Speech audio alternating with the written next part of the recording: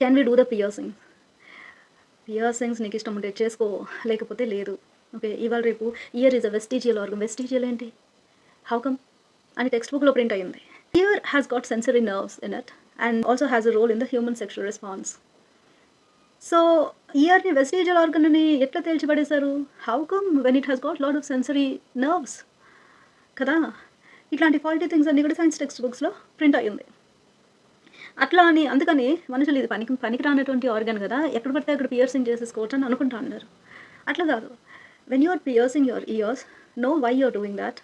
And if it is okay, there is no pain and you are not going to damage any of the nerves and that is fine. You can carry with it comfortably అన్నప్పుడు you go and do the ear piercings. First piercing okay, second piercing not okay. How? In what way? First piercing is divine, second piercing is evil. ఎవరు చెప్పింది? You know what is the difference between the first piercing and the second piercing? And how is it related to Christianity? First piercing నువ్వు కమ్మలేసుకొని చక్కగా కనబడడానికి, పద్ధతిగా కనబడడానికి, ఆడపిల్లలాగా కనబడడానికి అని అంటే, second piercing కూడా అందుకే మంచిగా కనబడడానికి అని అనుకోవచ్చు. దానికి దీనికి వ్యత్యాసం ఏముంది? ఇంకా మల్టిపుల్ పియర్సింగ్ చేయించుకుంటారంటే అది వాళ్ళ ఇష్టం. వాళ్ళ ఇష్టం. ఎవరు చేయించుకుంటారో అది వాళ్ళ ఇష్టం అది. That should be all right. Go pierce wherever you want. There is nothing, no restriction for that.